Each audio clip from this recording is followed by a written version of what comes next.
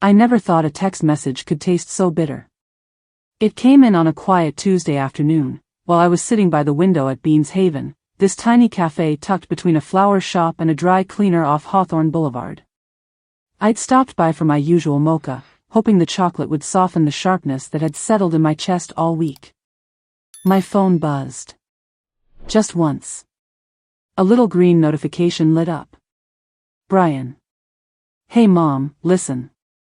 Sophie thinks the Hawaii trip should just be us. You know, our little family. Hope you understand. I read it twice before it sank in.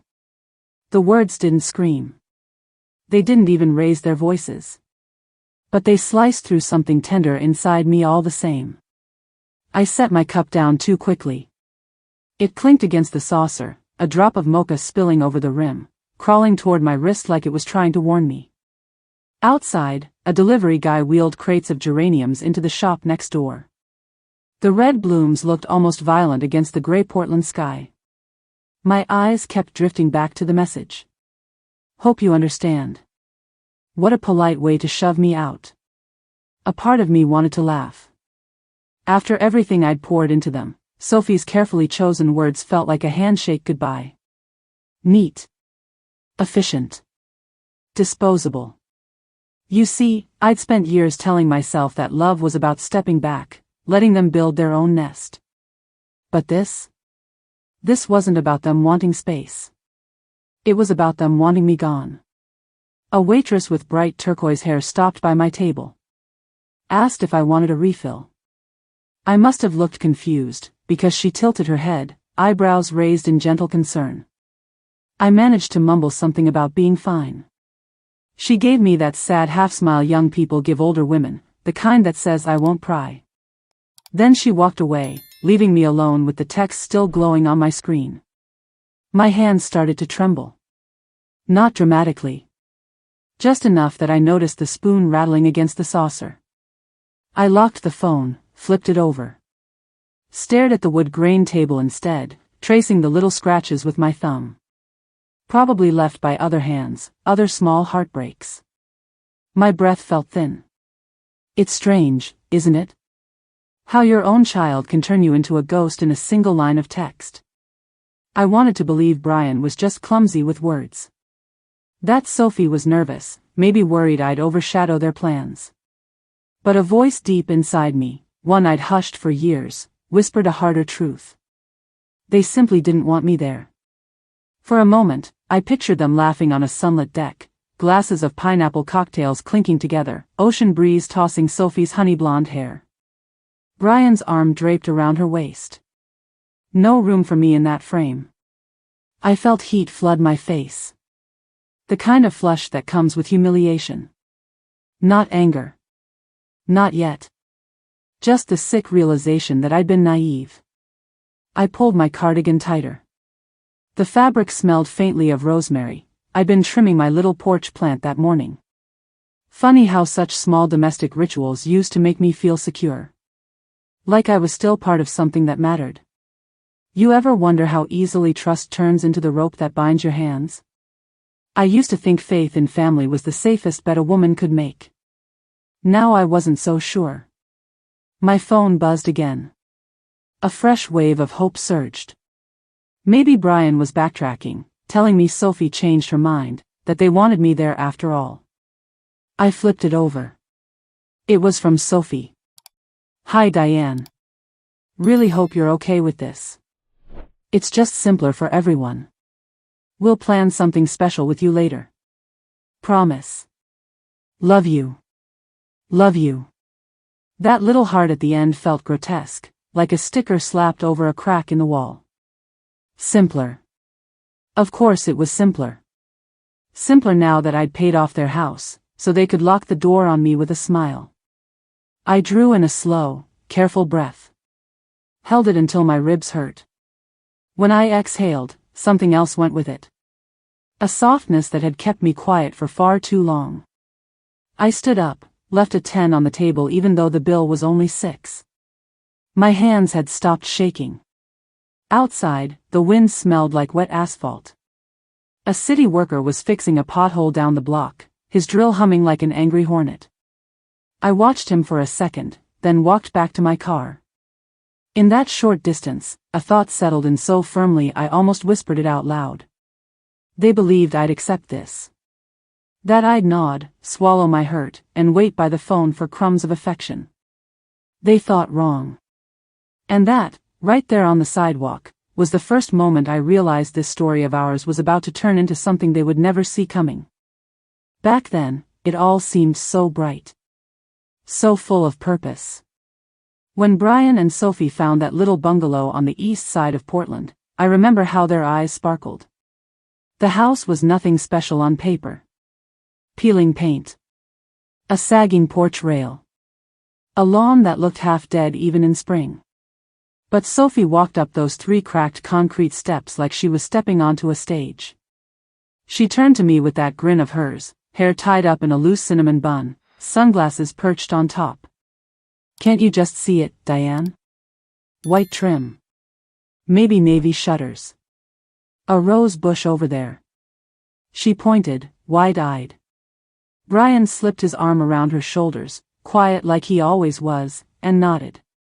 That was all it took. I'd been saving for years, planning to travel once I retired. Italy maybe. A little apartment overlooking a noisy street. Fresh bread each morning. I had folders full of articles torn from magazines. Top 10 places to retire overseas. How to live like a local in Tuscany. But that day, standing on that patchy lawn next to Brian and Sophie, the idea of sipping cappuccinos alone under an awning somewhere felt selfish. They were building their future. How could I not help? So I did what mothers do. I called in every favor I'd ever earned at the credit union where I used to handle small business accounts. Dug into the portfolio my late husband left me. Cashed out a modest life insurance policy we'd barely touched. In less than 2 months, the bungalow was theirs. Paid in full. No mortgage. I handed Brian the keys on a cloudy Tuesday. He hugged me quick, a little stiff. Always shy about affection. Sophie squealed, throwing her arms around my neck so hard I nearly lost balance. Oh my God, Diane, you didn't have to do this. We're gonna make it so perfect. And you'll always have a room here. Funny, how that line stuck. You'll always have a room here. That afternoon we sat on overturned paint buckets in what would be their living room, eating greasy cheesesteaks from that cart on 42nd. The walls were still a dull yellow, crisscrossed with old nail holes. Sophie pulled her phone out, swiping through Pinterest boards for modern rustic. I'll handle the layout. I want it super open. Maybe rip out this half wall. Brian was already half listening, half watching sports highlights on his phone. So it fell to me. Measuring. Ordering drywall. Talking to the sullen kid at Home Depot about crown molding. I didn't mind. I liked having a reason to wake up early, drive across town, roll up my sleeves. I painted those bedroom walls myself, a soft sage green Sophie picked from a sample fan. It took 3 coats. My wrist ached for days after. But when Sophie walked in and clasped her hands under her chin, whispering it looks like a spa, I felt 10 feet tall. Some evenings, when Brian worked late at the construction firm, I'd stop by with a pan of lasagna. Sophie would pour me a glass of cheap red wine, still wearing her workout leggings, feet tucked under her on the couch. She'd ramble about clients who couldn't pick a cabinet finish if their life depended on it. Maple would be hopping around, their ridiculous little Holland lop bunny, big as a loaf of bread. You know, I loved those nights. Loved feeling needed. It's embarrassing to admit that now. But it's true. One rainy Thursday, Sophie texted me in a panic. The electrician bailed. Could I please meet the replacement? She was swamped with a consult. So I sat there on their half-finished porch for 2 hours, rain dripping off my umbrella, waiting for a man named Chuck who never showed. Sophie arrived later, breathless, thanked me a dozen times. You're our rock, Diane. Seriously.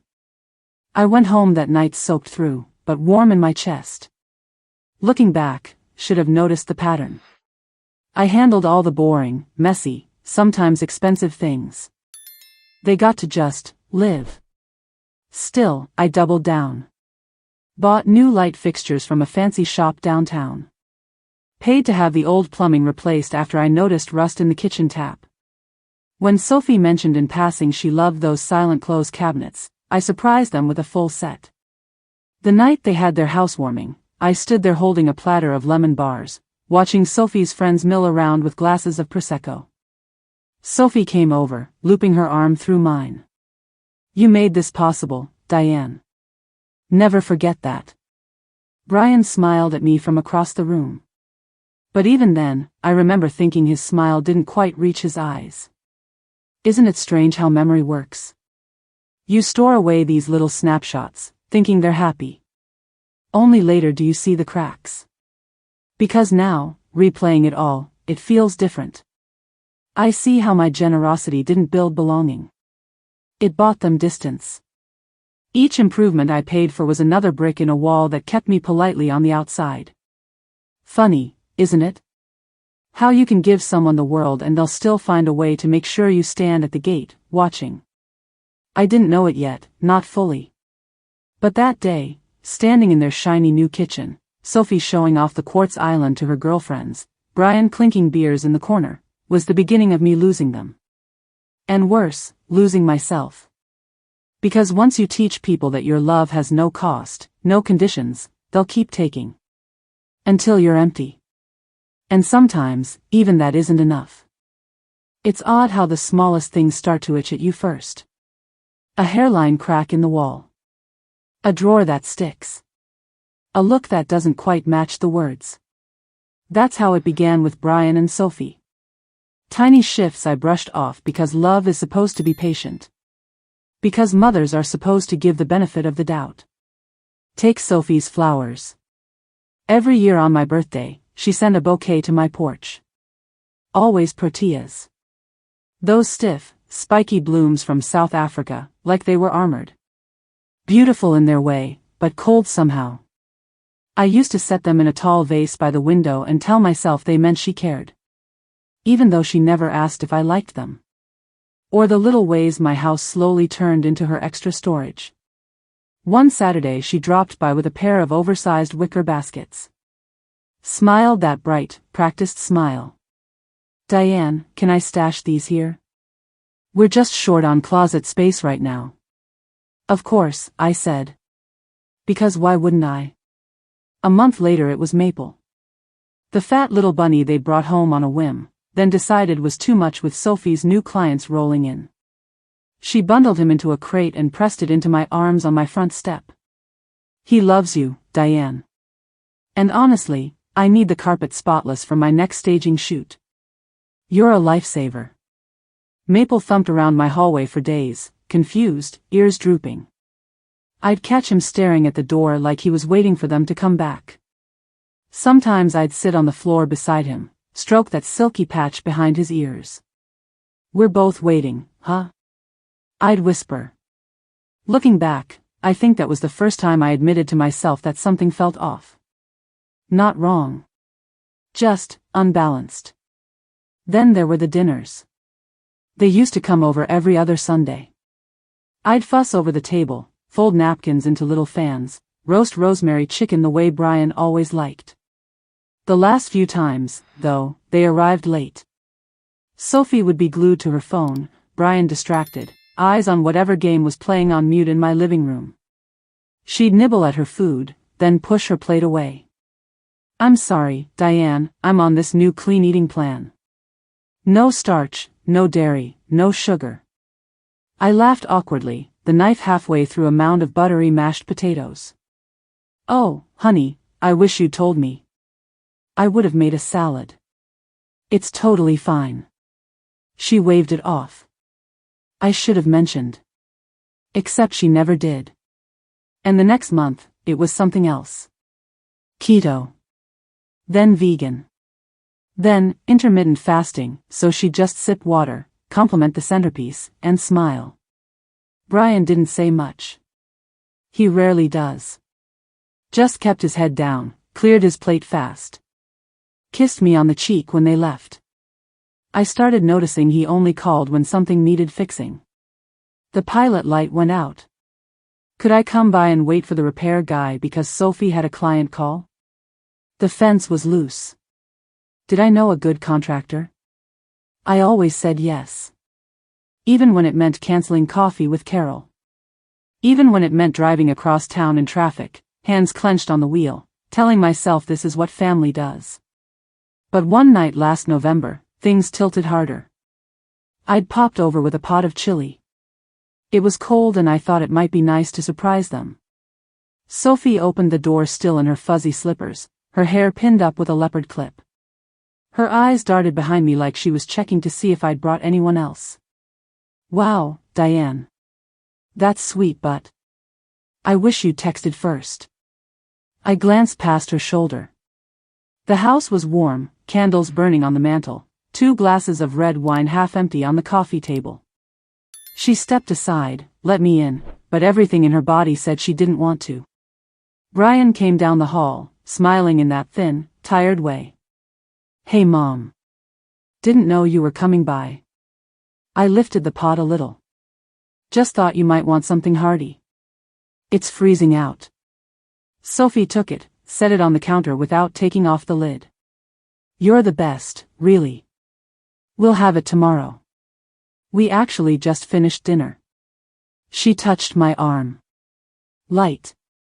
Almost rehearsed. I left 10 minutes later, heart thudding, a weird tightness in my chest. In the car, I gripped the steering wheel so hard my knuckles ached. That was when a thought tiptoed in. What if all these little kindnesses I kept giving, the flowers I praised, the errands I ran, the endless yes, weren't bringing us closer at all? What if they were just teaching Brian and Sophie how easy it was to step around me? You ever wonder that? If the more you give, the more invisible you become? I tried to shake it off. Told myself I was being sensitive. But a week later, I got a text from Sophie. Hey. Could you log into the water bill account and pay this month? I'm swamped and Brian's slammed with site inspections. I'll Venmo you later. Promise. I paid it, of course. She never Venmo'd. And I never asked. Because at that point, I still believed keeping peace was worth swallowing small hurts. I thought that was the price of being close. Turns out, it was just the down payment. And the real bill was still coming. It happened on a Wednesday. Late morning, mild sun cutting through the kitchen blinds in pale stripes. I was standing at my counter, hands dusted with flour, rolling out pie crust. Maple was flopped under the table, his little chest rising and falling slow. It should have been peaceful. But ever since that message from Brian, about Hawaii, about me not being part of their family trip, something inside me hadn't settled. It was like there was a low hum under my skin. Constant. Distracting. The dough stuck to my fingers. I scraped it off with a dull knife, muttering at myself. Then the doorbell rang. I opened it to find Carol, smiling wide, her curly salt and pepper hair tucked into a green beanie. Hey stranger. I was on my way back from Trader Joe's. Figured I'd drop by, see if you wanted to share this ginger lemon tea they're raving about. I stepped aside. Of course. Come in. She didn't comment on my flour-streaked apron. Just set her bag on the kitchen table and started fussing with the tea bags. Carol's always been like that. No questions until she's sure you're ready. We settled into the chairs by the window. Maple perked up, twitching his ears at the rustle of grocery paper. Carol poured 2 steaming cups. Took a long sip. Then leveled her eyes on me, gentle but sharp. All right, Dee. You've been off for weeks. What's eating you? I tried to shrug it off. It's nothing. Just, kid stuff. Her eyebrows arched. Kid stuff. As in Brian and Sophie stuff? I didn't answer. Just pulled my phone out and handed it across the table. The Hawaii text still there, like a wound that wouldn't close. Carol read it slowly. Her mouth tightened into a thin line. She didn't say, "Oh, how awful," or "I'm so sorry." She just exhaled, like she'd been expecting this. Finally she met my eyes. "Dee, you know this didn't start last week. They've been setting this up for years." I blinked. "Setting what up?" She leaned back, cradling her mug. "All this distance. All this polite pushing you to the side. Sophie's clever, but Brian's not blind. He learned to stand back because you always stepped forward." I wanted to argue. I opened my mouth, then closed it again. Because she was right. Carol set her cup down. Reached across, laid her hand over mine. Her rings were cool, firm. "Honey, you gave them the house. You covered that foundation crack last year without telling them. Paid off Brian's last student loan. Babysat Maple like he was your grandchild. What did you get in return?" I swallowed hard. "They're busy. Careers, all that. Busy people still love. Busy people still make room." Her words settled heavy between us. Outside, a delivery truck sputtered by, leaving behind a faint diesel smell. The hum of my fridge suddenly sounded so loud. Carol squeezed my fingers. "Dee, I think you need to start protecting yourself." I pulled my hand back, almost startled. "Protect myself from what?" "They're my family." Her face softened in a sad kind of way. "From being used up until there's nothing left of you." My throat tightened. I pushed up from the table, fussed with the pie dough again. Anything to keep from looking at her. You ever notice how silence can turn cruel? Not theirs. Mine. The way I swallowed down every slight, every dismissive wave of Sophie's hand, every absent nod from Brian. Carol stood, moved behind me, rested her chin lightly on my shoulder. "Maybe it's time to look at the money, Dee. Make sure nothing's slipping." I laughed, thin and sharp. "What do you mean slipping?" "Sophie's just been helping with the online stuff. Paying bills from my accounts is easier. I hate all those logins and security questions." That's when Carol pulled back, her eyes suddenly hard. "Dee. Please. Check your statements. Today." Her voice broke something open inside me. A tremor started at the base of my neck, worked its way down my arms. I dusted flour off my palms and nodded. After she left, I sat there for a long time. The pie crust dried out. The sunlight crawled from one side of the table to the other. Maple hopped into my lap, heavy and warm. I buried my face into his fur and breathed deep. "You think I'm overreacting, huh?" His nose twitched. But deep down, even then, I knew I wasn't. It was as if my mind had been waiting for permission to finally see the truth. Later that night, I lay in bed staring at the ceiling. The fan spun slow. The sheets felt scratchy. I kept replaying Carol's voice. They've been setting this up for years. I didn't sleep. Because once that thought landed, it refused to let go. And somewhere around 3 a.m., it crystallized into a cold, hard certainty. If I didn't open my eyes now, there might be nothing left to open them to later. That realization settled in my chest with the weight of a stone. It was the beginning of the end. Or maybe, finally, the beginning of something that belonged just to me. It was almost noon by the time I finally gathered the nerve to pull out my laptop. The kitchen was warm. The oven was still faintly ticking as it cooled from the failed pie attempt earlier. I pushed aside a pile of old mail, propped the computer open on the counter, and stared at the screen. My heart was already racing. Isn't that something? I hadn't even typed a single password yet, but the idea of looking, really looking, made my hands go clammy. I told myself it was silly. Sophie handled so much of it now. Online bill pays, account linking. Said it was easier for tax season. Easier for me. Because she didn't want me to stress. I'd repeated that to myself so often, it almost sounded sweet. But sitting there, with Carol's voice still in my head, it suddenly rang hollow. I logged into my main checking first. The familiar blue dashboard loaded up. Everything looked fine at a glance. Same monthly deposits from my pension, the modest interest from a little CD I'd rolled over last year. A few automatic withdrawals for utilities. But then I scrolled further back. That's when I started seeing small transfers. 40 here. 95 there. Each one labeled neatly under categories like home improvements or emergency appliance repair. My chest tightened. I clicked to see more details. They weren't checks I wrote. They were transfers set up to a secondary user. I knew the name before it popped up. Sophie H. I sat down hard, chair legs scraping across the tile. Maple jumped under the table. I ran a shaking hand through my hair, which was still half pinned up from that morning, some strands slipping free.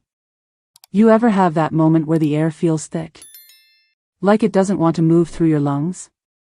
I forced myself to keep clicking. Next was my savings. Same story. Little bites, spaced out. Always under joint household needs. Except this wasn't her household money. This was the account Richard and I had built, bit by bit. Skipping dinners out. Fixing the old Chevy ourselves. Telling each other, someday we'll use it for Italy. And now that someday was shrinking. Not because of bad luck. Because of them. The worst of it was realizing how easily it could happen. I'd let Sophie set up automatic logins. Trusted her to manage things so I wouldn't have to fiddle with two-factor authentication. She was always so gentle when she explained things. Diane, you don't need all that stress. Let me simplify this for you. Turns out, simple is a dangerous word. I pulled up my retirement dashboard next. I couldn't even remember the last time I checked it. Maybe last Christmas. Sophie had told me she was coordinating the distributions with her tax guy. Said it would avoid messy end-of-year paperwork. At first glance, it looked normal too. Until I saw withdrawals flagged, property enhancement investments.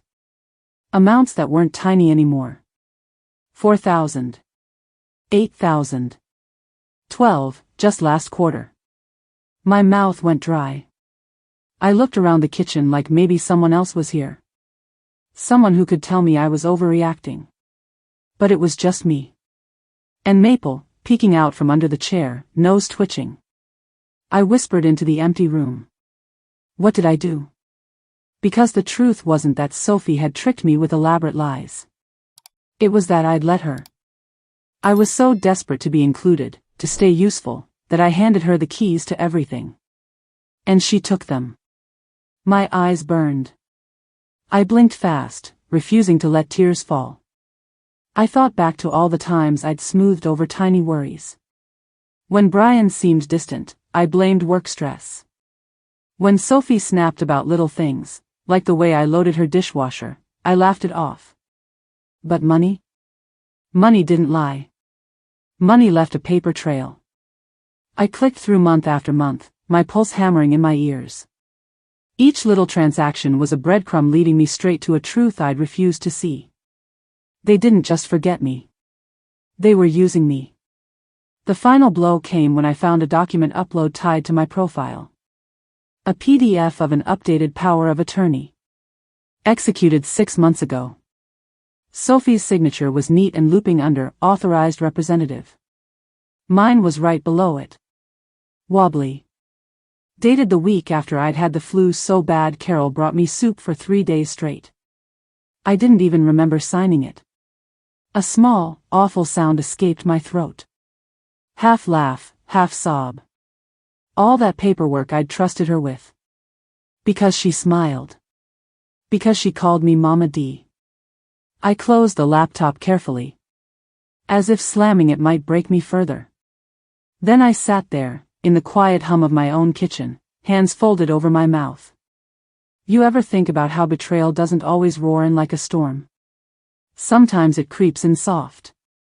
On tiptoes. Wearing your daughter-in-law's favorite perfume. I stayed that way until the sun slid down behind the neighbor's fence, leaving long blue shadows across my floor. And that's when something inside me hardened. Because pain is one thing.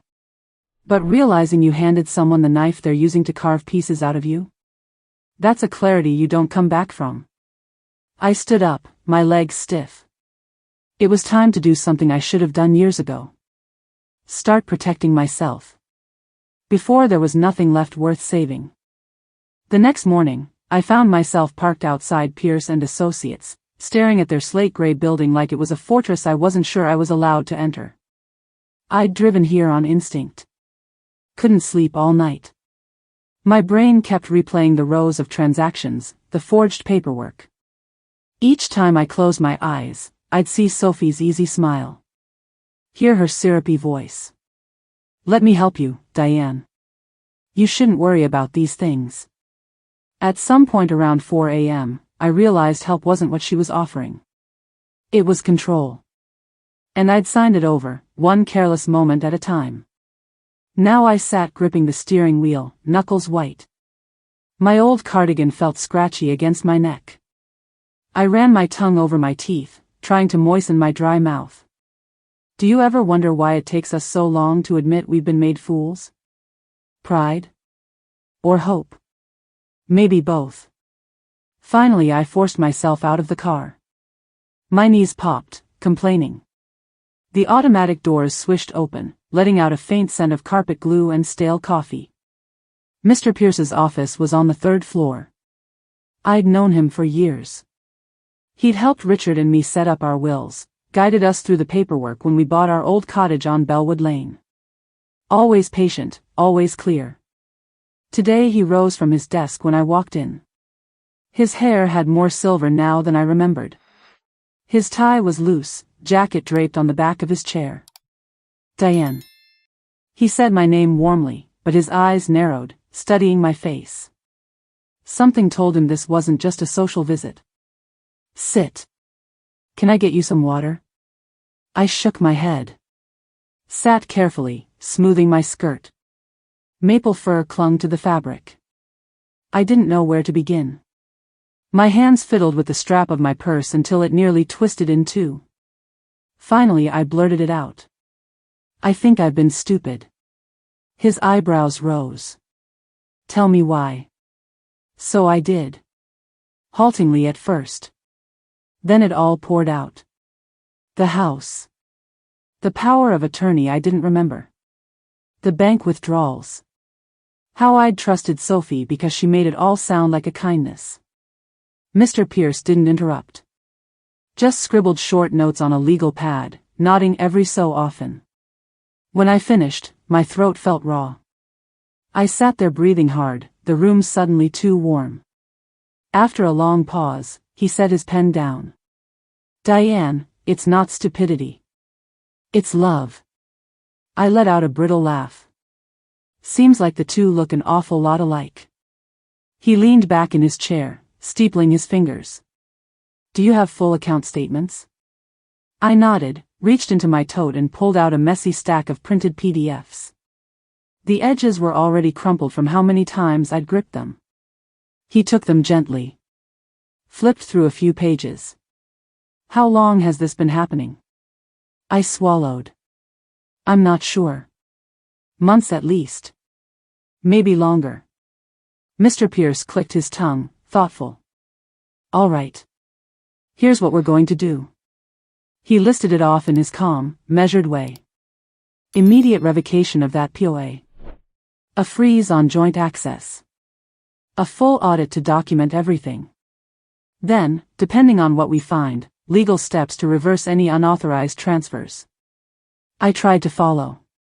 The words felt heavy, stuffed with meanings I wasn't ready to unpack. Can we undo the gift of the house? The question burst out before I could stop it. He paused. The bungalow? You transferred it fully to Brian and Sophie, yes? Yes. He drummed his fingers on the desk. It'll be difficult. But not impossible, especially if we can prove manipulation or breach of fiduciary duty. I exhaled, shoulders sagging. He scribbled a few more lines, then met my eyes. Diane, are you prepared for this? It could get ugly. I thought about it. Really let the idea bloom. The looks they'd give me. The excuses. The coldness. I lifted my chin. If I don't do it now, there won't be anything left later. For a second, I saw something like respect cross his face. Good. Then we start today. He printed out a stack of forms. As he slid them across, our hands brushed. His was warm, steady. Mine felt icy by comparison. I signed where he pointed. My pen scraped awkwardly. Some lines were wobbly. My name looked fragile on the page. But each signature was a tiny reclaiming. A step back toward myself. When it was done, Mr. Pierce stood, clasped my shoulder. I'll have my assistant start compiling a formal review. We'll be discreet. Thank you. I walked out clutching a slim folder of copies. Out in the hallway, the fluorescent lights hummed. Someone down the corridor laughed, a bright careless sound that felt worlds away. As I rode the elevator down, I caught my reflection in the mirrored wall. I didn't look fierce. I looked tired. My hair frizzed out in little wisps, eyes ringed dark from sleepless nights. But somewhere behind that was a flicker. Not of anger exactly. Of resolve. Do you know that feeling? When fear finally gives way to something harder, sharper? By the time the doors slid open, I knew. This was only the beginning. And for the first time in a long while, the beginning was mine. I didn't sleep much the night after meeting Mr. Pierce. Every time I closed my eyes, I saw Sophie's face. That gentle tilt of her head when she wanted something. The way she'd wrap an arm around my shoulders, her voice all sugar. Let me handle it, Diane. I've got you. The worst part was knowing how badly I'd wanted to believe that. By morning, the sky over Portland was the color of old cotton. I sat at the kitchen table in my robe, maple flopped by my feet. I tried reading the paper, but the words blurred.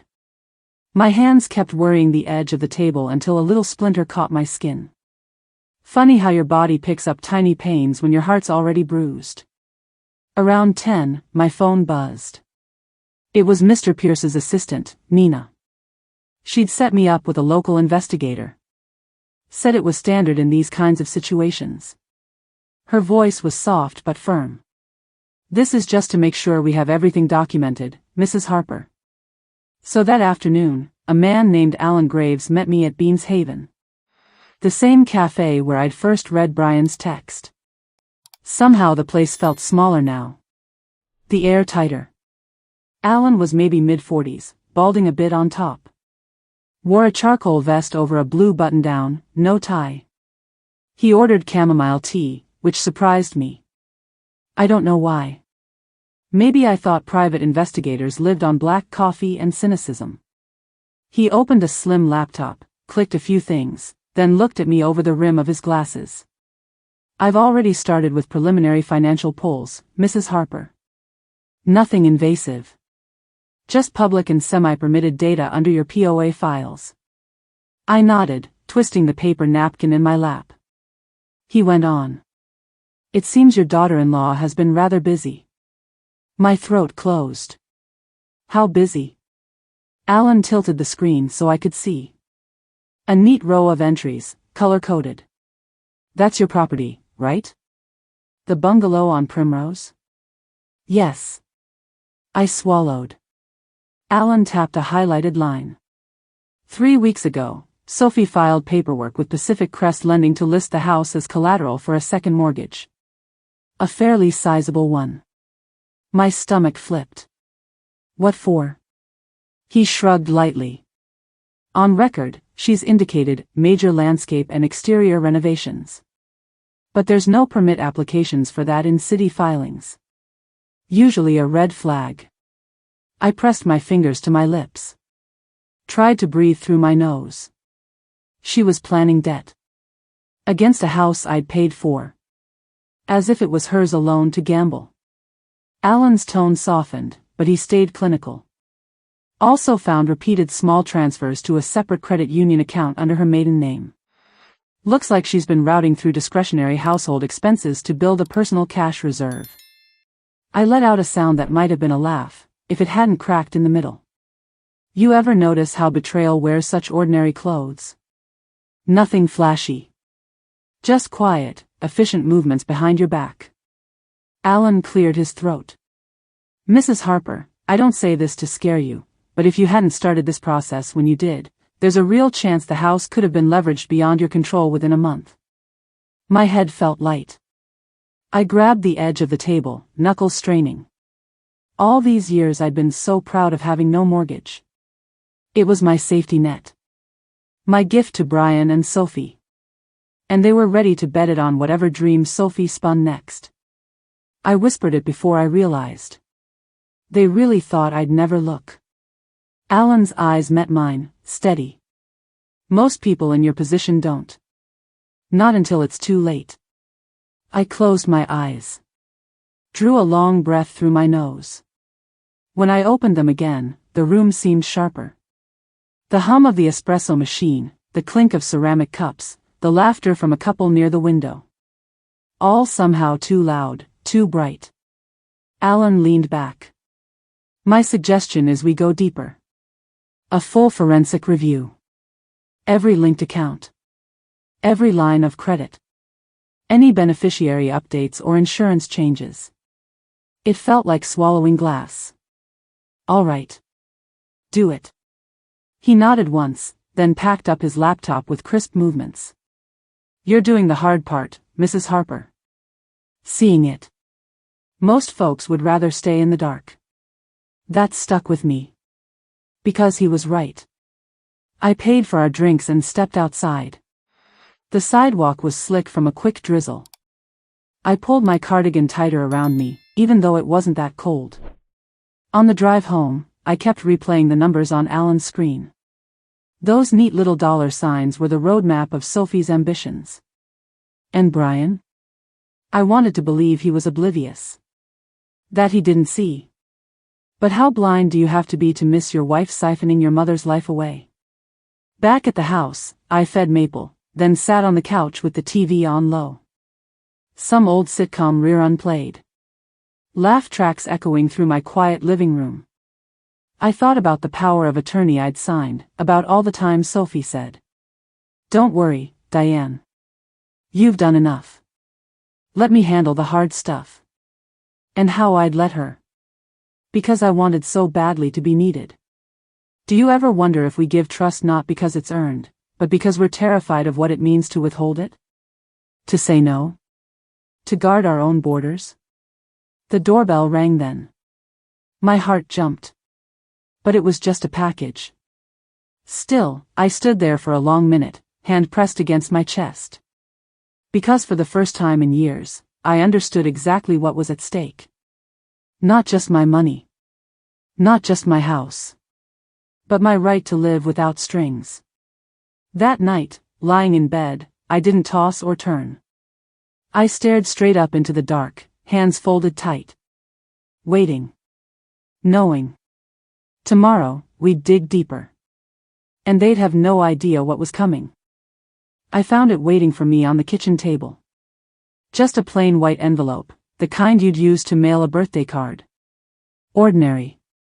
Harmless. But my name was written on the front in Sophie's looping handwriting. A tiny heart next to it. My stomach gave a slow, ugly twist. I stood there for a while, purse still hanging from my shoulder, keys biting into my palm. Maple hopped over, nudged my ankle. He was always hungry around this time. I reached down, stroked the soft spot between his ears, but my eyes stayed locked on that envelope. It felt like a dare. Eventually, I set my things down, slid into the chair, and pulled it closer. My heart thumped against my ribs in dull, stubborn beats. I flipped the flap open. Inside was a small stack of crisp papers. Neat typeface. Legal header. I didn't have to read far to see what it was. An updated power of attorney. Permanent. Irrevocable. Sophie's name listed cleanly as my full financial agent. Health directives included. The works. I let the papers fall back onto the table. You ever have that eerie moment where the world feels too quiet? The fridge gave a soft hum. A neighbor's dog barked 2 streets over. Somewhere down the block, a kid laughed, high and bright. All normal sounds. But to me, it was like standing in a padded room. Pinned to the top of the pile was a little sticky note. Pale pink. Written in Sophie's familiar hand. Just sign when you're ready, Diane. It'll make everything easier while we're away. Love you. There it was. The masterstroke. Soft. Smiling. Wrapped in false concern. I leaned back in my chair, stared at the ceiling. A tiny cobweb clung to the corner. Funny how quick love turns to strategy. I'd thought of Sophie as family. As a daughter almost. And here she was, reducing my entire life to a signature on dotted lines. Because that's what this was. Not a favor. Not protection. It was the final lock on the cage she'd been quietly building around me. I picked up the first page again, let my eyes skim over the neat paragraphs. My own name sat there like it didn't even belong to me anymore. Everything I'd worked for. Everything Richard and I sacrificed to build. Handed over because I was too polite, too afraid of conflict, too desperate to keep peace. Isn't that the cruelest thing? When the people you trust most count on your silence? I thought back to all the small moments. Sophie guiding me through online banking passwords. Sophie reminding me which tax form to sign. Sophie laughing as she called me Mama D, giving my shoulder that little squeeze. It wasn't sudden. It was careful. A slow carving away of my boundaries until there was nothing left but her voice telling me what was best. I set the papers down, smoothed the edges. Then I stood. Went to the fridge, poured myself a glass of water. My hands weren't shaking. Not anymore. I carried the glass back, sat down again.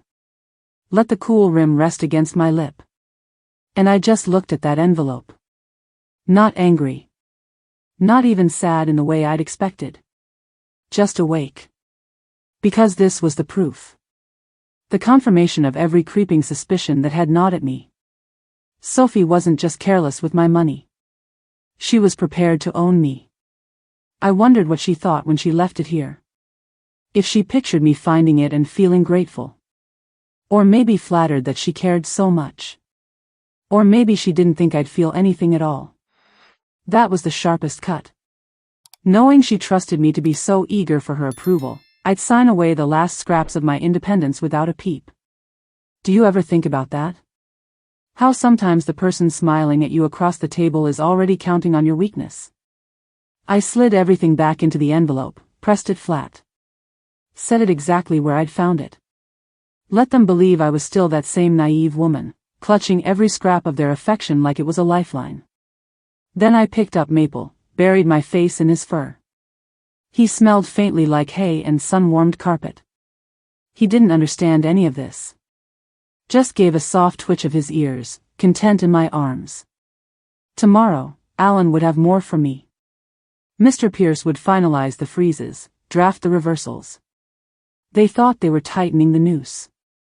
But they'd miscalculated something simple. Quiet doesn't mean defeated. Sometimes quiet is just the moment before the ground shifts beneath their feet. And standing there in my dim kitchen, holding that envelope like it was nothing more than scrap paper, I felt that shift begin. It was subtle. But it was enough. Enough to promise me this wasn't over. Not by a long shot. I went back to Mr. Pierce's office the very next morning. Didn't give myself time to hesitate. If I'd stayed home, I might have talked myself into more excuses. It was brisk outside. Portland gray with a hint of drizzle. I wore my old navy sweater, the one with a tiny hole near the wrist.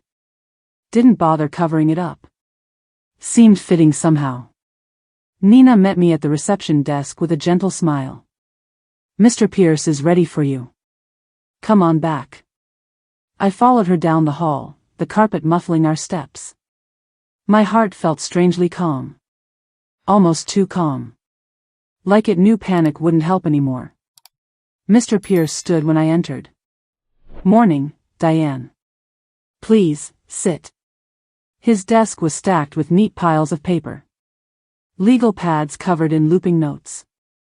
A single ceramic mug steamed gently beside his laptop. Chamomile. I could smell it. He folded his hands. "We have everything prepared. The revocation of power of attorney, the freeze orders, and, most importantly, the motion to reverse the property transfer." I nodded. My voice came out small. "All right." He didn't waste time. Pushed the first document toward me, tapping where I should sign. "This one removes Sophie's authority over your accounts. No more linked transactions. No more helpful management." I picked up the pen. It felt heavier than it should. The first stroke came out shaky, but then my hand steadied. Watching my name form across the line brought a tight, bittersweet relief. You ever think about how reclaiming something shouldn't have to feel so foreign? This was my money. My house. My life. And yet it felt like I was stealing it back from them. Mr. Pierce handed over the next paper. "This will lock your primary accounts. Any transaction moving forward needs your direct signature." My breath slowed. I signed that too. There was a small tremor deep in my chest, but it wasn't fear anymore. It was the start of resolve. The final document was thicker. Pages of it. He laid it out carefully. "This is the petition to unwind the house transfer. Given the evidence Allen's pulled together, we have a strong case for undue influence and financial exploitation." I looked at my own handwriting on the old deed copy. The memory of handing that house over to Brian flashed up. How proud he'd looked. How Sophie had dabbed at fake tears. I pressed my lips together. Then signed. Page after page. Until my signature almost blurred into nonsense. When I set the pen down, something in me unclenched. Not happiness. Not even satisfaction. Just a quiet sense that the bleeding had finally stopped.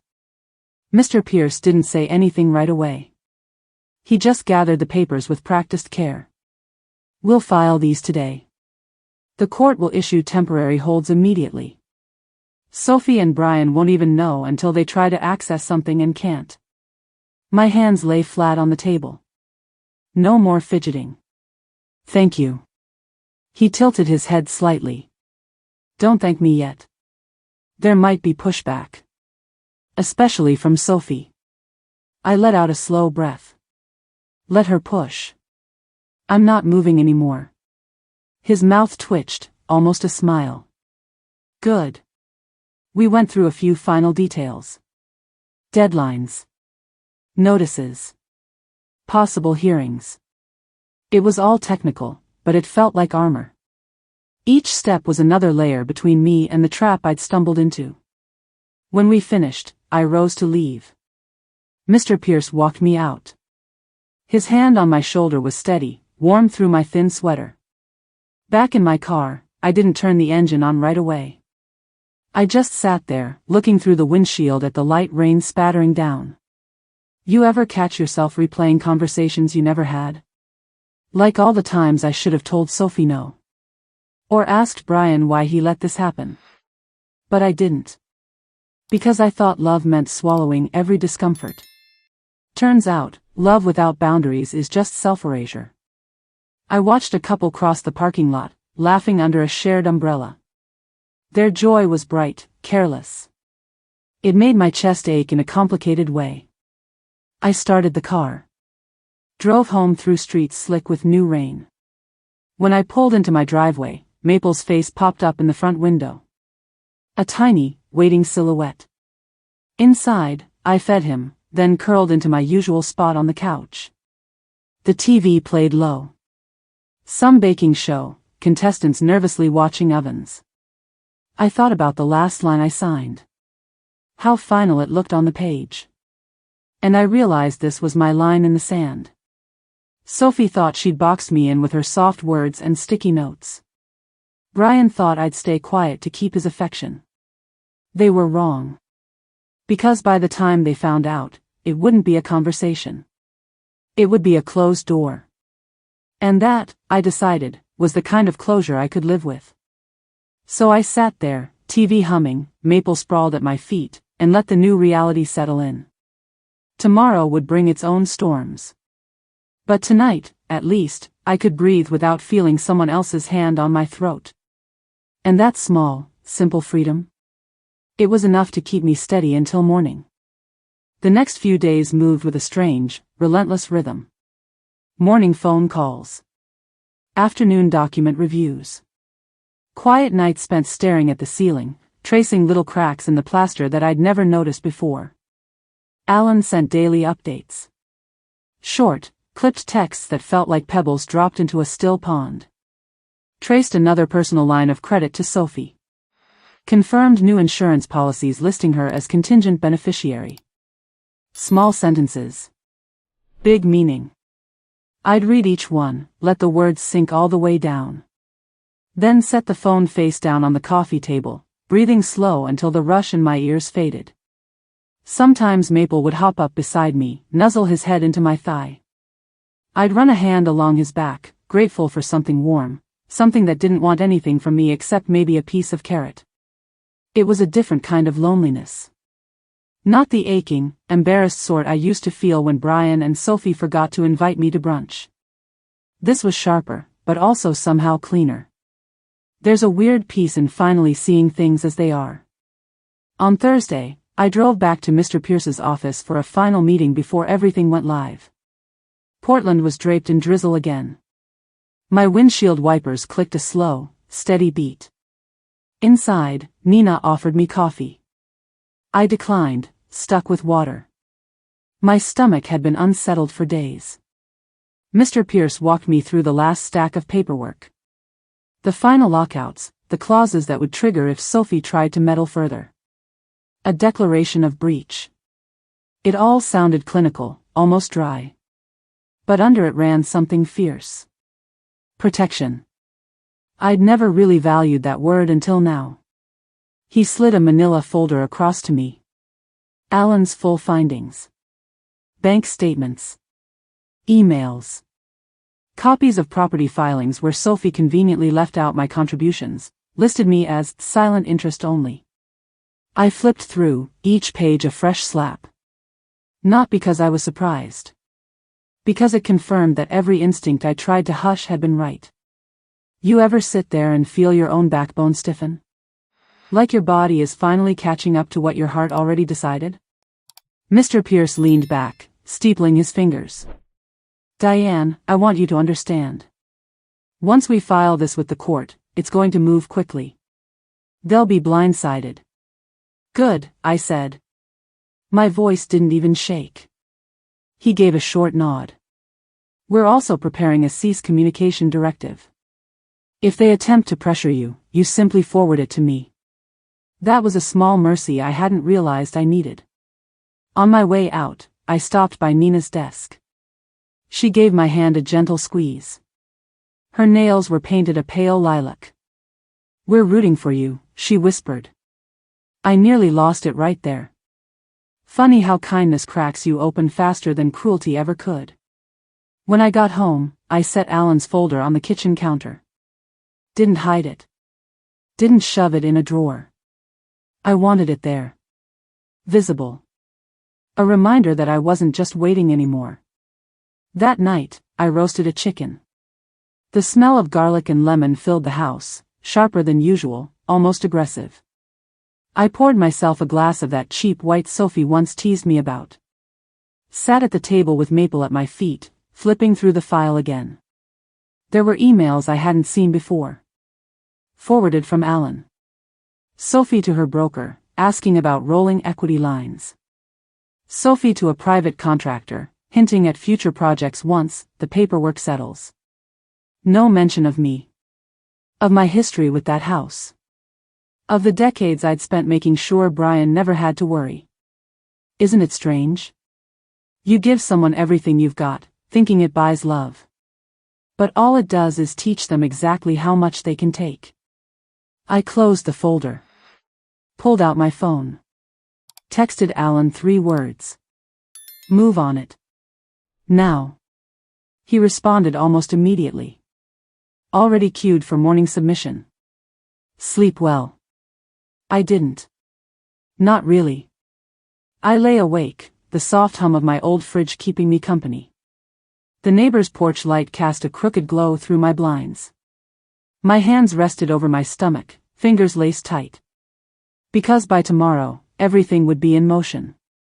No more what-ifs. No more hoping they'd come to their senses. This was the line. The one I should have drawn years ago. When I finally drifted off, it was into a thin, uneasy sleep. But somewhere just before morning, I dreamed of standing in my own doorway again, no one else's fingerprints on my doorknob. And for the first time in a long while, it didn't feel selfish. It felt like finally coming home. Tomorrow would come. And when it did, I'd be ready. They came back from their little island getaway on a bright Monday afternoon. A perfect, crisp Portland day. The sun was out. The trees along Primrose Lane were starting to turn, little gold tips on every branch. Almost pretty enough to distract me. Almost. I parked my car half a block down, far enough that they wouldn't see me right away. I stood there by a neighbor's fence, hands deep in my cardigan pockets, watching. Brian pulled up first. His old silver Tacoma still had remnants of beach dust along the bumper. Sophie stepped out in big sunglasses, hair swept up in that lazy twist she favored. Even from here, I could hear her laugh float across the yard. Light. Effortless. Behind them, a moving truck idled in the driveway. 2 college kids in matching blue shirts were carefully unloading boxes. A realtor stood by the porch with a clipboard, chatting with a young couple who looked like they'd stepped out of some glossy mortgage brochure. It was their house now. Or rather, it was never really Brian and Sophie's. It had always been mine, until I decided it no longer would be. Brian noticed first. He froze halfway to the front steps, keys still dangling from his hand. His head turned slowly, confusion crumpling his features. Sophie was busy scrolling her phone. When she finally looked up, her mouth opened in a perfect little circle. What the hell is going on? I walked toward them then. Each step felt deliberate, almost measured. My shoes tapped lightly over the sidewalk, a small, steady sound. Brian spotted me and let out this awkward half-laugh. Mom. What? Why are there people in our house? Our house. I almost smiled at that. Almost. Sophie stormed past him, her sandals slapping against the walk. She planted herself right in front of me. What did you do, Diane?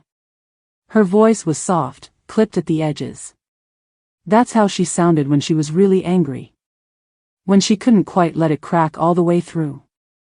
I tilted my head. I did what I should have done a long time ago. Brian's face paled. What does that mean? I pulled the manila envelope from my bag. It was thin. Just a few choice documents. I handed it to him without a word. He flipped it open, scanning. His lips moved as he read. Then again, slower. When he looked up at me, his eyes were wide, almost wild. This is reversed. You undid everything? Sophie grabbed it out of his hands.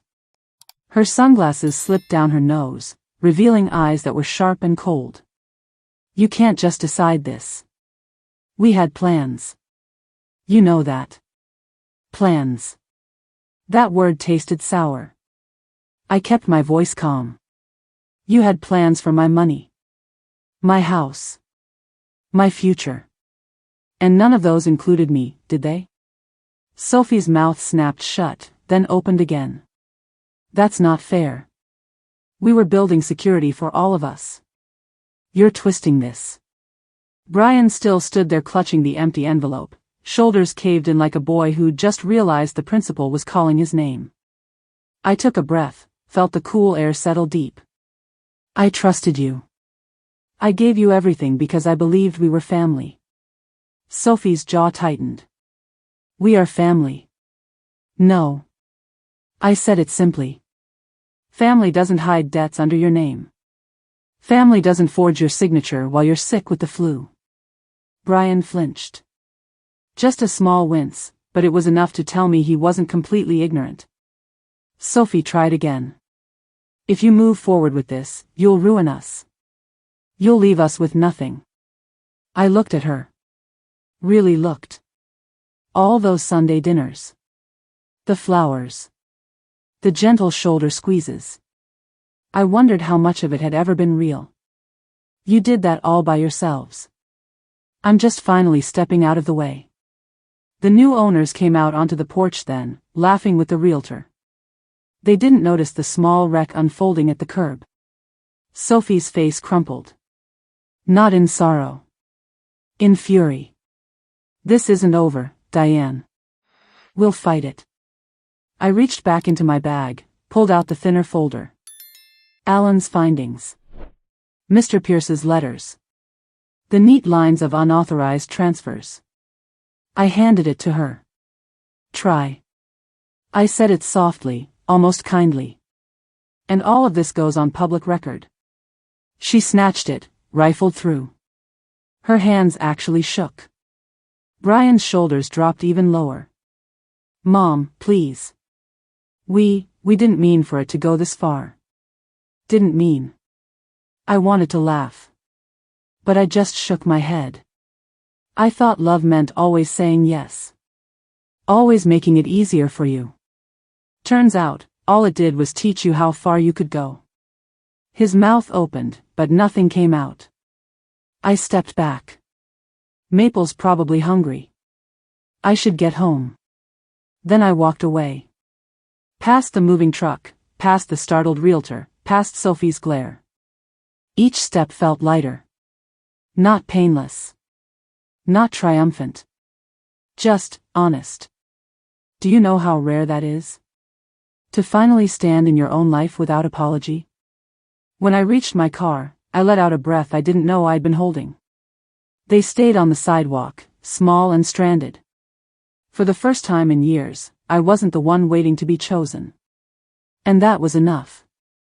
Tomorrow would come, full of new consequences. But today, I had finally chosen myself. I didn't hear from Brian or Sophie for 2 days after that scene on the curb. Not a call. Not a text. It was almost comical, how clean the silence felt. On the third day, around dusk, my phone buzzed with a message. Brian. Mom, please. Can we meet? Just talk. I read it twice. Then set my phone down on the kitchen table and went back to chopping green beans for dinner. The blade clicked steadily against the cutting board. The stove gave off a soft ticking as it kept the sauce warm. It struck me, how peaceful that sound was. A week ago, I might have jumped at his message. Scrambled to find the softest words, the easiest way to smooth it all over. Now I just listened to the quiet simmer of my own life, uninterrupted. You ever realize how often you rearrange yourself to fit into someone else's comfort? I'd done it so long, I almost forgot what my own shape looked like. An hour later, another text. It was Sophie this time. Diane, you're making a huge mistake.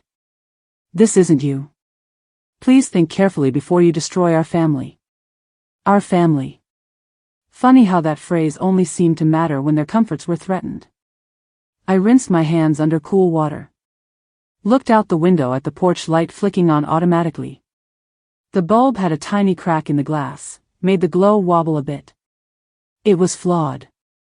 But it still worked. Kind of like me. I left the phone on the table, screen face down. Made myself a small plate. Ate at the kitchen counter, Maple dozing by my feet. His little breaths were slow, steady. Undisturbed. Later that night, I curled up on the couch with a fleece blanket. The TV played some old travel show, all sun-washed streets and happy strangers. I didn't really watch. I just liked the sound. My phone buzzed again, far across the room. I didn't move. Because for the first time in years, nothing in me flinched at being needed. And that might have been the most honest freedom I'd ever felt. Do you know what it's like to finally let go of waiting? Waiting for someone to apologize. To notice your sacrifice. To come sit beside you and say, I see all you did. I waited decades for that. Turns out, it was never coming. And maybe that's all right. Because sitting there, under the soft wash of TV light, I realized I'd done something bigger than teach them a lesson. I'd taught myself one. That loving people doesn't mean giving them the deed to your worth. That forgiveness doesn't have to mean surrender. That silence isn't always grace. Sometimes it's a way to vanish yourself, inch by inch. I stretched my legs out, pulled the blanket tighter.